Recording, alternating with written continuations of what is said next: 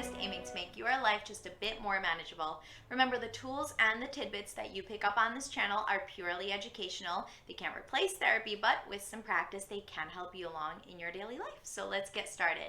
Today, we will be talking about the kids in your life. I'm talking to the babysitters, the teachers, the parents, the caretakers in my audience.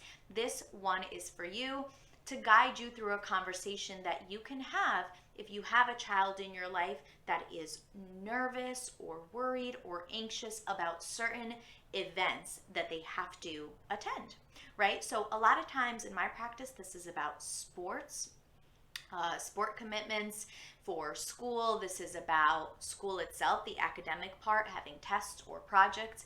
And this is even about social stuff, going to parties, birthday parties, what have you, where they might not know some kids or be a little bit nervous to just get out of the car and go. So what we typically do is we address each conversation as it happens, meaning if it's about not wanting to go to baseball practice that day, we try to convince them to go to baseball practice, or a certain test. We're like, come on, you could do it. But what we're doing is we're just sort of whack-a-mole, right? We're just putting on a bunch of little fires, and new ones are sprouting up. What we have to do is we have to talk about being worried in general and how to go toward that, right? So we have to talk about it more generally so that we could always come back to this conversation and apply it to any time that they're nervous but have a commitment and have to do something, right?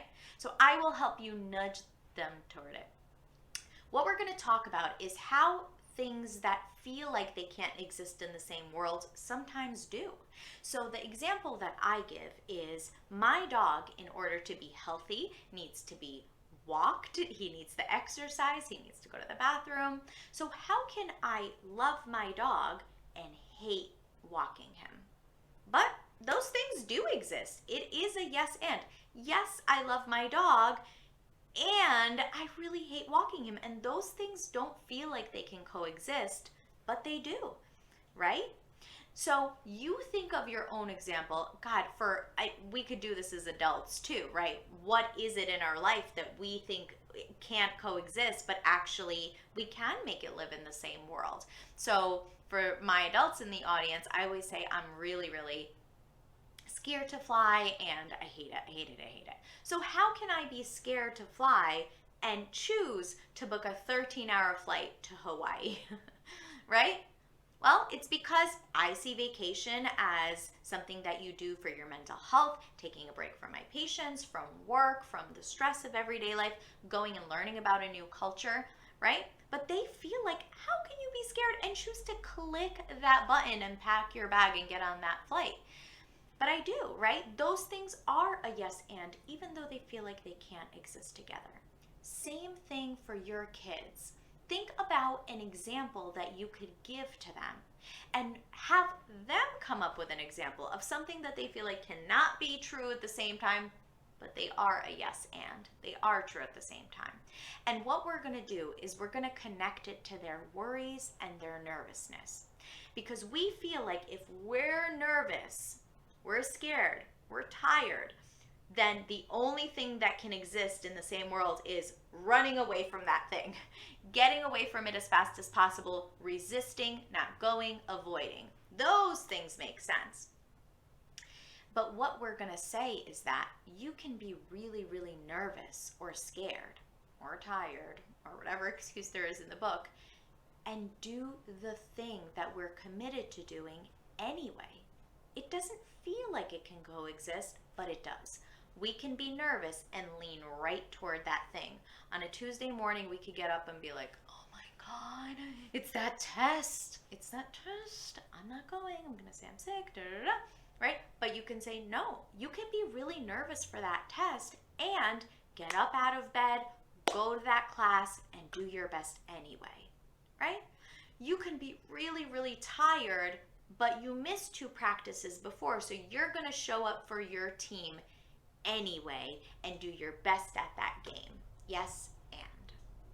They feel like they can't coexist, but they do.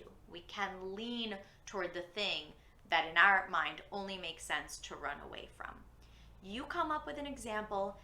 If you can't think of one, you can take mine. have them come up with an example, and then we want to solidify the whole conversation, the nice, empathic, calm conversation that will encompass not just the little fires, but any fire that might come up. You could always come back into this conversation, but we want to solidify it with something fun so it's really sticky in their mind and in their memory. And we're going to do that with a game. We're going to borrow it from the improv world, right? The yes and game. You make something up. I have a red house with a blue chimney and my blue chimney fell off. And they say, yes, your blue chimney fell off, and you put popsicle sticks where your chimney was to smooth it all over. And you're like, yes, I did put popsicle sticks. And then you guys go back and forth. And it's going to be lighthearted, it's going to be silly, it's going to let all the defenses down, and it's going to help them remember the yes and conversation. And now anything that comes up that looks like avoidance, resistance, instead of reinventing the wheel and having a new conversation, just go back into this conversation that you guys already had at a good moment, right? Be like, remember the yes and game? Remember the conversation that we had right before it about being really, really nervous and leaning into it? I know this feels different, but this is that thing we were talking about. I know you can do it, right? So give this a try. Send this to anybody that you know that could help, could use the help with guiding through a conversation like this. If their child tends to be nervous about certain things, again, this could be sports, school, but it could also be social events, going to a birthday party and being like, I'm not getting out of the car. I don't know any of the other kids there, right? Sometimes it's in the social realm too. And think about the things for yourself that we could apply it to, because I talk to adults about this just as much. Okay? Please like and subscribe if you like this video. I have a whole other playlist specifically. I have a lot of videos there now specifically for kids, for anger, for anxiety, for letting things go, breathing, all different tools. And again, send it to people who can use it. Genuinely, the purpose of this channel and why I take all this time outside of work is to help the people that I don't see in my office, to help the people that don't maybe have resources to therapy or just want to practice some of this stuff for home at no cost. So please let me know what other topics you might be interested in, whether it's for adults or for kids. And until then, give this conversation a try, okay? You got this. See you next time.